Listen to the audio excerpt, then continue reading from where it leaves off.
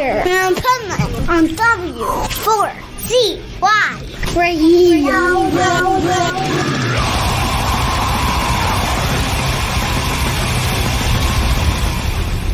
Wake up, America! It's time for the adventures of Pipeman on W4CY.com, West Palm Beach's #1 internet radio station. Here's your host, the Pipeman.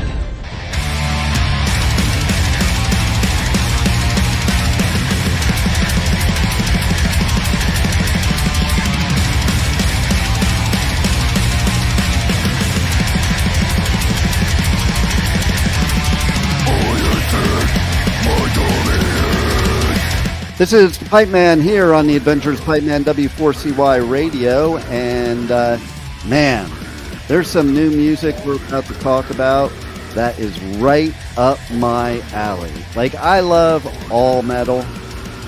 No, let's not say all, because there's some that I don't.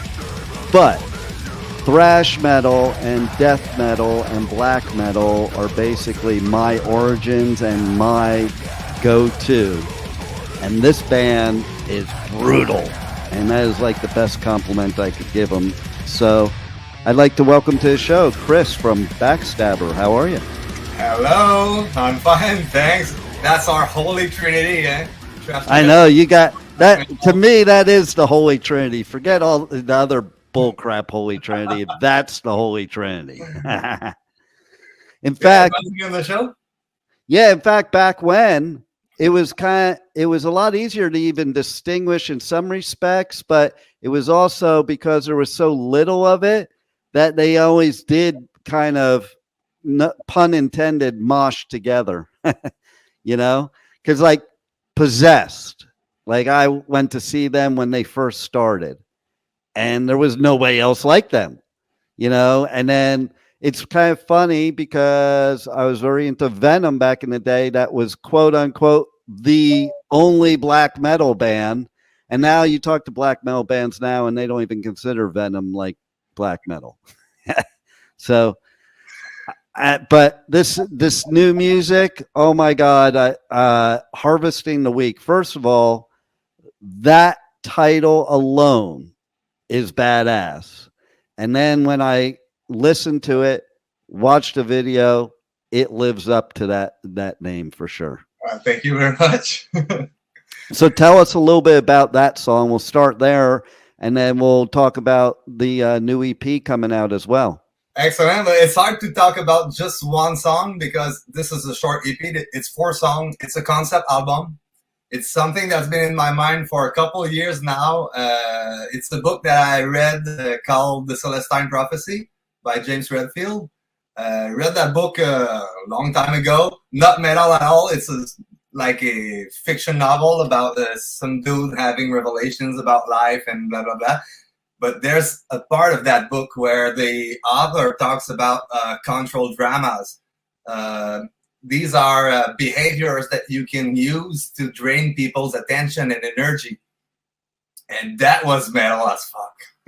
Yes. So like, oh, there's something to do with that. There's something to do about that. And so there are 4 patterns.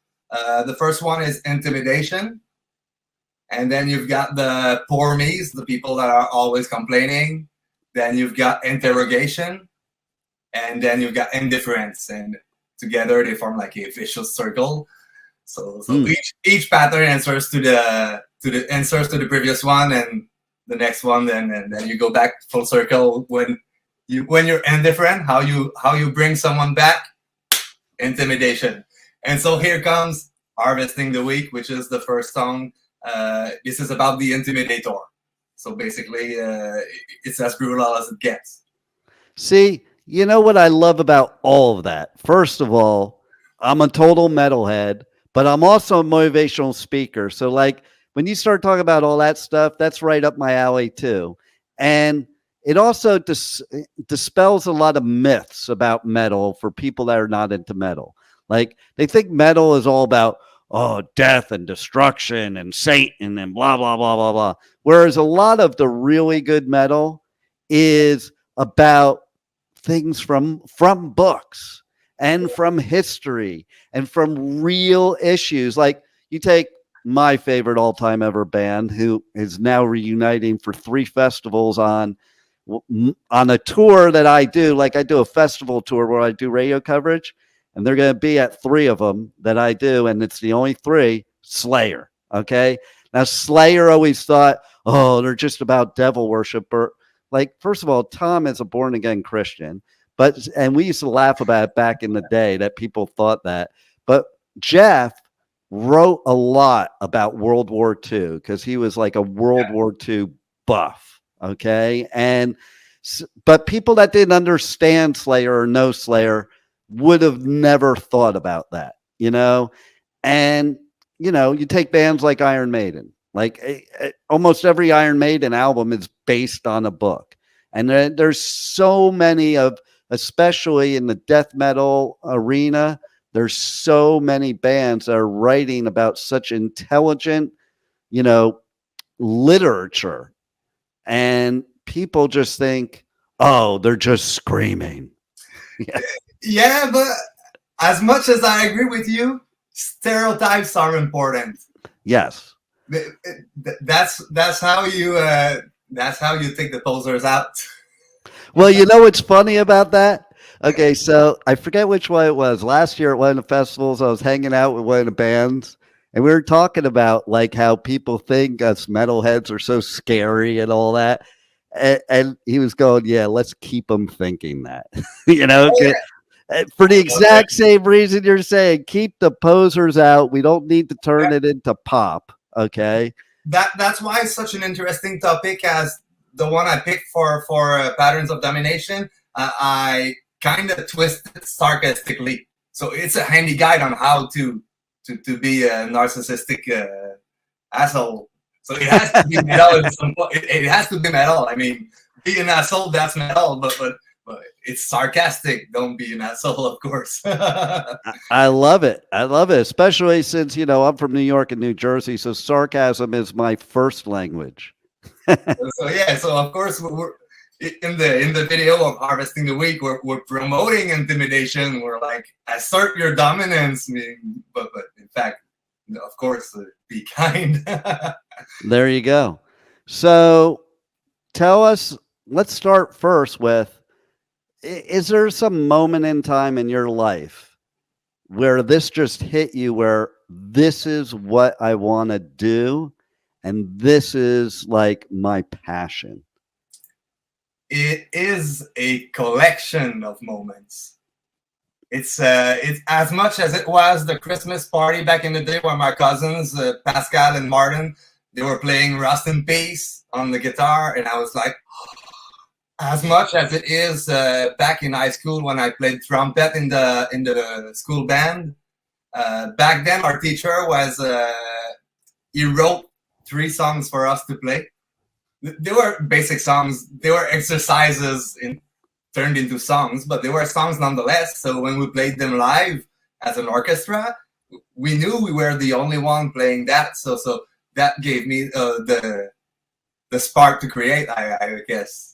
And then the guitar from my cousins. The family brought me into metal as well. I've got some uncles that brought me tapes. If it wasn't for any of them, I wouldn't be where I am now. I'm pretty sure. I love that, because there are a whole series of events that land you where you are. And, it's even funny you're talking about playing the trumpet. I was in percussion in the school band and orchestra. And I actually at one point thought I want to try the trumpet out. But what's funny is my favorite part of percussion to play was the timpani. And then you take a band like Slipknot, and I'll go see them. I'll be like, holy fuck, I should have kept playing timpani. I could have been in Slipknot. Man. I just saw a documentary on drumming the other day, and it was about like how back in the day a drummer, you need a drummer for each and every part of the drum. Right. And back in the days of marching bands and stuff. Yep. It took quite some time before Ludwig came up with like real drums. Right, exactly. Trumpet, and I did percussions as well. So yeah, and you know what? When I first started playing drums, I had to play on this stupid practice pad, and I hated it. All I wanted was a drum set, and I didn't get a drum set. There you go. Until after a couple practice pads, after playing each separate drum separately, like you're talking about, and then I got a drum set. It wasn't like my kids. I bought them a drum set from the minute they could ask for one. Drums are so cool. It's a fun instrument to play.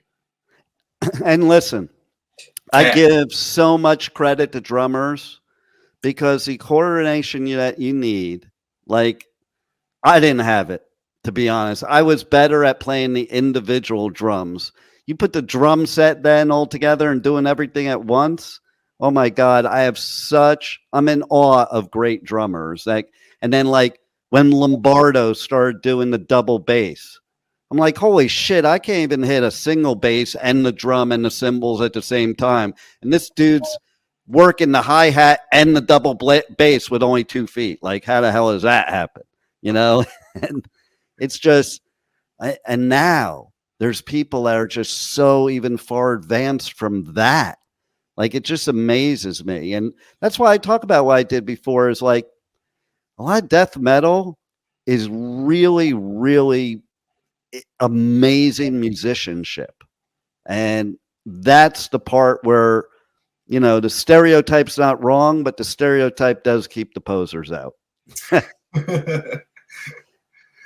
So, Patterns of Domination. Tell us about some of the other songs on the EP and how they may be the same or different than Harvesting the Weak. They are different. I love it. The 4 patterns are different, so it had to be different. So each song has a different vibe. We've tried to explore a couple of niche, of subgenres of the great genre that is death metal. So on Harvesting, that's like old school death metal a bit. There's a little trashy side, but we have Langue Sale, which is the second one. The title's in French, but basically dirty tongues. So that's how we talk about people who always complain and have always shitty stuff to say. So we call that Langue Sale. Langue Sale. Langue Sale. That's how we say it in Quebec. Which there's a lot of them nowadays. Oh my God. I even thought COVID would cure the bitchers of music festivals and concerts, because we got it taken away. And they're still bitching now. Like, Slayer's reuniting and there's all this bullshit, people complaining. Like, who gives a crap? You're getting to see him one more time, man. Like, why are you complaining? Yeah, just don't go. Like what you like. Like what you like. Leave the rest alone. Yeah, Lisa Holt, Gary's wife, had a perfect solution for those people. Just don't go. Mm-hmm, exactly. It's that simple, But I love that you have 4 different vibes, because that's another thing. To me, that's OG.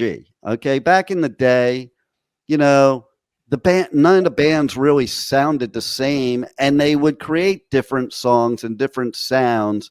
Whereas I find a lot of new bands nowadays, it's almost like they follow this algebraic equation. It's like they plug this formula in, and it just that everything sounds like that.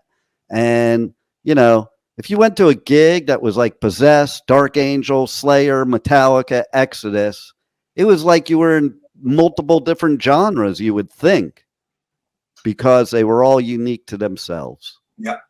But as much as I like both, I like bands that are always evolving, but I kind of like some bands that put out the same album over and over again.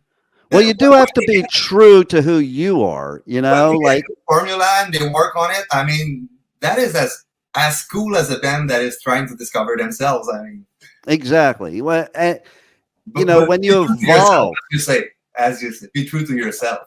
Yeah, when you evolve as a band, it just means getting better, not changing. So you take a band like Slayer. They're really not any different than they were when I saw them the first gig they ever had. They just got to be better musicians and, made it more polished and more professional for who they were, you know, opposed to some bands that like they go in a whole different direction, and it's like, but that's not who you are. I mean, if that's who you wanted to be to begin with, that's a different story. But you know, like you said, the word poser, that was big back in the day, and it's like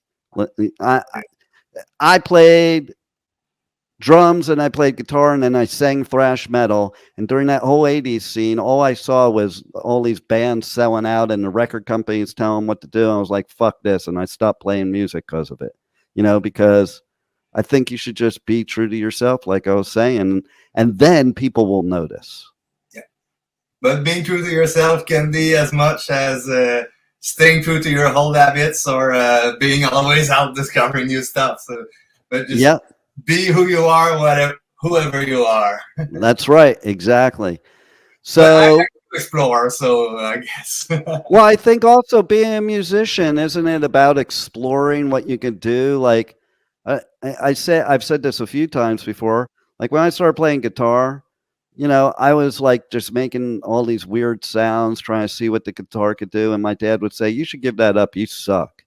And I probably did suck, but I was trying to find out what the guitar could do, you know, and what sounds I could make. And maybe some sounds I would make, I'd be like, "Oh yeah, I won't do that again." But then there's others where you're like, "Oh wow, that was pretty cool." So, what about live shows? What can people expect at a Backstabber live show? They can expect a good time, that's for sure. I mean, I'm a smiley guy, so I mean, I'm always having a good time. I'm always having fun. And the way we write our music, we always think about it live. How will it come out live? So even when writing a song, writing a bridge or a main riff or a verse, I mean, it's always, is it going to be a headbangable riff? Is it going to have the drive that we want? So yeah, basically our music is built to be played live. I love that you said the smiley thing, because there's that other stereotype that all metalheads have a resting bitch face. Well, I can hide it. I mean, you have to have that mean, evil look. I used to play in another band before where I used to do these resting bitch faces, and I remember it hurt me at the end of the shows. I was like, it hurt. It's not me. Right. Hey, listen, but it would hurt, because a motivational speaker me teaches people that it takes 64 muscles to frown and only 12 to smile. So why are you frowning? It's too much work. Exactly. So we love playing shows, and not every song, but most songs, they have these small parts that are made expressly to build up the crowd, and you either make people headbang, trash, or just raise their horns, anything, but we're always interacting with the crowd. So here's a good question. I've seen it, but not as a musician. But what's it like being up on stage, being the musician, and looking down at a wall of death? Like the perspective from that point of view. It is, I like to go to both extremes, but it is as amazing as it is terrifying. Sometimes. Right? You don't want to have anybody getting hurt during one of the sets. So that means at some point you want people to have fun, even though you want them to mosh and you want them to have walls of death. But it is amazing to see when you see the moment where everybody's ready and they just are calling. You're like, ah. It gives me goosebumps. Like when they're just about to do it, they're just like ready and all pumped and stuff. I'm like, holy shit! Here talking about Wall of Death, I can't help myself but thinking about the band called Narcissist. They're a band from Quebec. They came up with Wall of Death back in early 2000, and I remember they had one in Rouyn-Noranda, which is our hometown. It's like 400 people 400 Wow. people in the wall of death. Everybody in Wow. the crowd was in the wall of death. It's amazing. It's on YouTube. You can find it if you want. But yeah, Nice. that's this wall of death ruin. Wow. So here's a good one for you. My daughter's bat mitzvah, I moshed with the rabbi at the bat mitzvah. It's like the meme with the Meshuggah song where all the rabbis are like... Totally, man. Is that awesome or what, man? That was like the highlight of it, you know? Oh, man. So how do people reach out to you guys, connect on socials, check out your music, merch, all that good stuff? We're boomers. We're still on Facebook. I mean, well, we're on Messenger more than Facebook, but we're still there. Instagram a bit. We're also on YouTube and Bandcamp for anything related to merch or anything. But if you want to have a chat with us, we're on Facebook and we're all easily reachable and ready to have a chat with any of you. You know, it's funny. There's parts I hate about Facebook, but what I do love about Facebook is some of the things you can do on there that you can't do on the others, like uploading a shitload of pics, you know, without having it be like a major amount of work. It's just like I go to a festival, I upload all my pics, and I share that Facebook album with the promoter. It makes it real easy, you know. And I don't know. I think people interact more on Facebook, but you know, maybe that's just me. But I'm on all of them, including TikTok, which, you know, if you're not on spend a lot of time on Reddit because I really enjoy Reddit. It's text based, and I'm a reader, so I really enjoy Reddit. But do you like Quora too? I sometimes I read Quora, but I'm not on there. Yeah, I do Reddit. I do Quora. I do them all. I got them all, but I still kind of stick to Facebook, even though people piss me off on Facebook. I still stick to it. I don't have a lot of conversation through comments on Facebook anymore, but I do have a lot of conversations through Messenger. Yeah, exactly. So, any final words you want to leave our listeners with that we haven't covered yet that they need to know?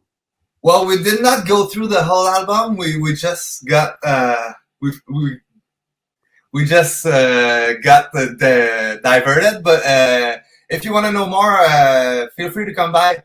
Honestly, have a chat. Tell me more. Tell me more now. I think they want to hear more now. Well, we were talking about Langsal, which is pretty much about the people complaining. So it's about social media. And then musically, it's more into the core side of metal. The one that's generated the hate comments through social media. And then we have Crawling Through Your Bones, which is about the interrogator. As much as it is about the interrogator, when I wrote the song, I just one-shotted it, and then I looked back at it, and I was like, it's almost like I'm talking about a rape. I mean, it's the same kind of feeling that you get your intimacy violated when someone is just like asking questions just to get a hand of you. It's basically the same feeling. I mean, so yeah, Crawling Through Your Bones, which is a little bit more into blackened death metal. And then the last one, Snitches Get Stitches, which is about the indifferent people. So it's really fucked up. I guess it's our most technical song. Okay.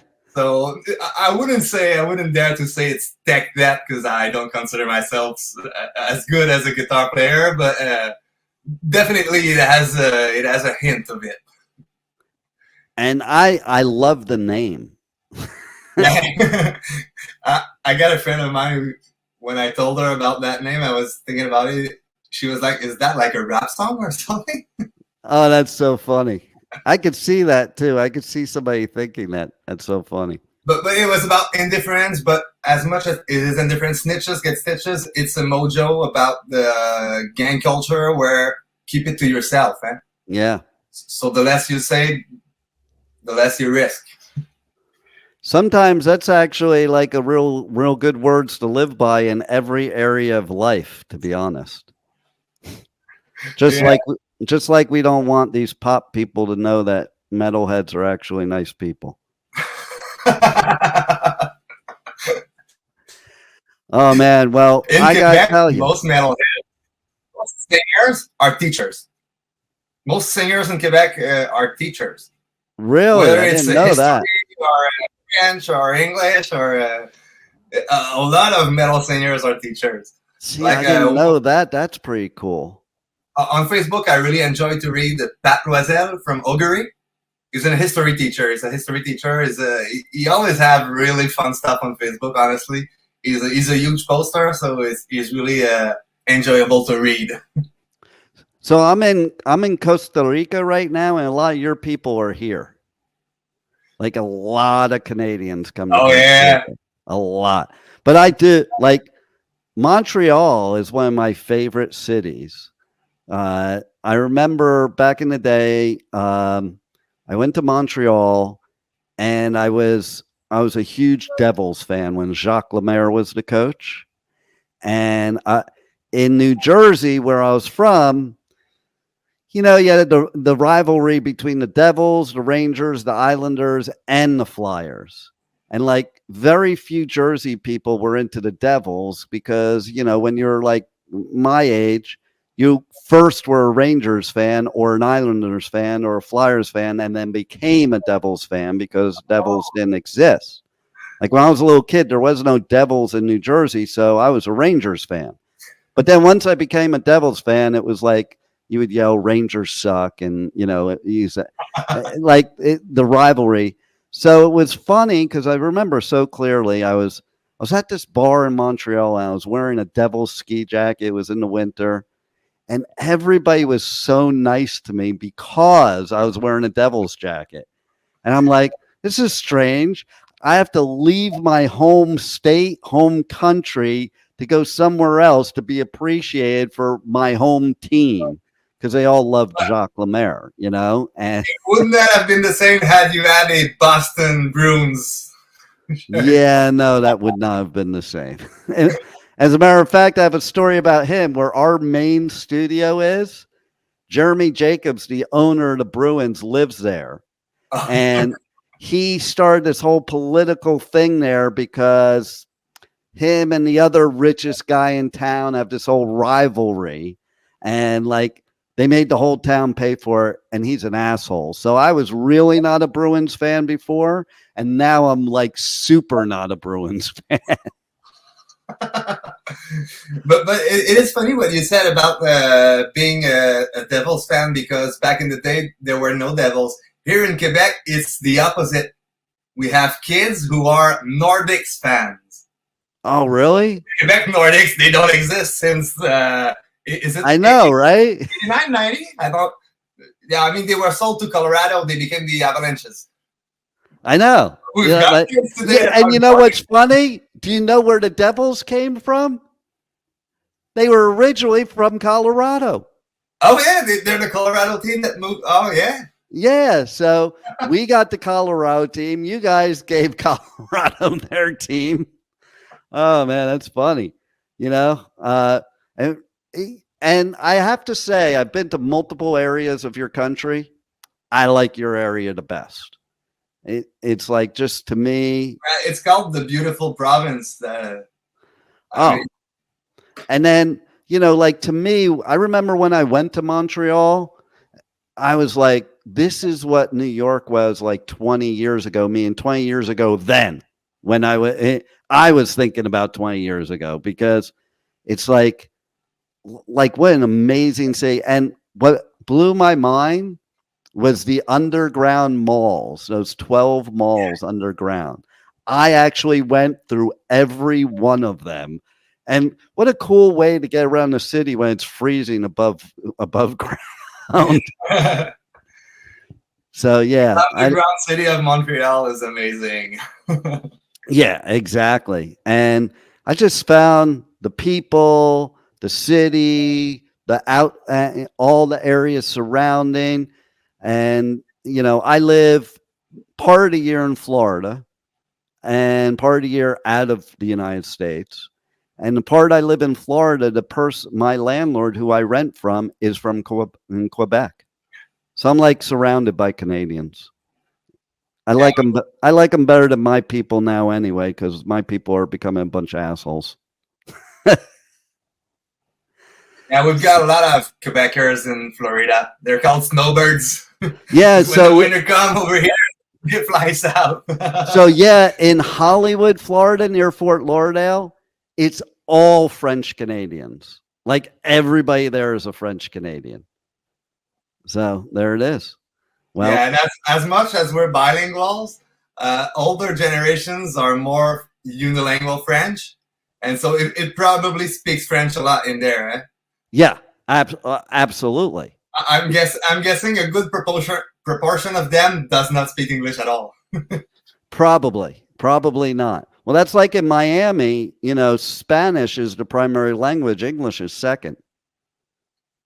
I took my daughter someplace in Miami, and she was trying to order, and they didn't understand her. I'm like, yeah, no, they don't understand English here. Here, I'll order for you. You feel just like francophones in Montreal sometimes. Oh, really? Well, those that only speak French, yes. Sometimes. Yeah, that makes sense. Island, that makes sense. To expect being served in English. And, it's funny because then you have, like, I also cover Hellfest. And so a lot of people there, they don't like to speak English at all.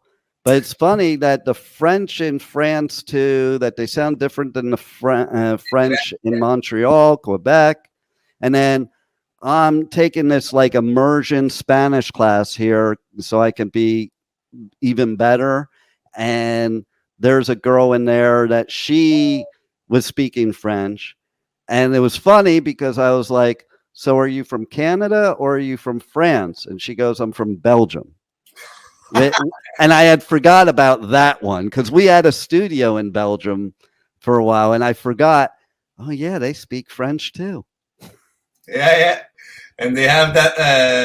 The numbers in French, how fucked up they are. But Tell me. Belgium doesn't have that. Really? Yeah, it's called a vicesimal numerical. It's based off of 20. That's where you got like 4 20s for the number 80. But in Belgium, it's called octant, which is octo from octo 8. So interesting. Yeah, it's so wild to go around the world. Languages are cool. Yeah, it's so wild to go around the world and find how things are done differently. Even like that's one of the reasons I'm taking a class here is because how they speak Spanish in Costa Rica is different than how they speak in Spain or Mexico or Puerto Rico. And I over the weekend, I took a trip down to Nicaragua, and they speak it totally different too. And they all have different words for things. Funny story. So we had these Argentinians doing a show on our station because where our station is located is like an equestrian mecca. And so there's a lot of South Americans there that are in the equestrian community. And one day they're in the studio, and I misheard a word that they said, and I thought they said mota, which I don't know if you know what that means, but that means pot, okay? And then they had this stuff that looked just like pot. And I'm like, you can't do that in here. And this was like years ago when it was totally illegal. And they started laughing. They're like, no, it's not mota, it's mate, which is this tea that Argentinians drink like all day, every day. And it's an herb, and it looks like it's pot. And of course, mota, mate, you can mishear that. Oh yeah. So it was so funny. But even now that it's been legalized in a couple of states in the US and Canada, it's been legalized for a couple of years, but it's still not as socially acceptable as beer, let's say. Yeah, in the States, it depends on where you go, because like in California, it's kind of ridiculous. It's almost too extreme. It's like people are stoned all day, every day, and it smells like pot everywhere you go. Even like I went to Rainbow on the Sunset Strip not that long ago. People are just sitting at tables smoking pot. I'm like, that's weird. Whereas now you go to Vegas, you can buy it, but it's illegal to smoke it in public. So if you try to smoke it going home, I mean, they do, it's Vegas, but if you try to do it going home, you're getting busted. Florida, it's still just medicinal. So there is no recreational, and you have to get like a prescription, you know, which is really easy to get. Like you could go to these doctors they have, and you could say, I stubbed my toe, and they'll give you a prescription. And I'm pretty sure you can ask how much you need per day. right, yeah, and the shit they give for the medical, that's like the strongest crap there is, you know. And so it's kind of interesting that it's probably the same in your country and in our country, that there's no unification. Like, I don't know. I just think it should be either legal or not legal, and it shouldn't be different everywhere you go, personally. You know, maybe a little bit of a variation, but it's not like alcohol is legal at some and not legal in others, and only for medicinal in others, you know. But that's what happens when you have a big country. Oh yeah, and sometimes you have to respect every state's. I mean that in Canada we call that a separation of powers. Right. Provinces have certain powers. They manage education, they manage healthcare, and the federal manages like immigration and foreign policy, stuff like that. But sometimes they have some money for some stuff, or they want to push some stuff, and then provinces go, "Hey, it's our thing." So yeah, and it's the same. It's the same in the States. Like, to me, I always think of the United States as every state's its own country, pretty much. And marijuana fell under the healthcare umbrella, so every province said, "Hey, it's our thing." Right. So you can have like a federally across the board law. So it has exactly. Well, I think everybody needs to get your EP, Patterns of Domination. It's badass, and it has substance to it. And definitely, I mean, at the very least, get off this interview and go check out the video for Harvesting the Week, and you'll definitely want the EP for sure. And yes, it's out this Friday, March 15th. So yeah, make sure you go watch that video. It is amazing. The producers, Production Trois Tiers, they do a really great job. Everything they do is amazing. I love it, and it was a great job. So you guys rock. I love it, and love your music. And thanks for being on the Adventures of Pipeman. Thank you very much. And thank you everyone for watching this. Thank you for listening to the Adventures of Pipeman on W4CY Radio.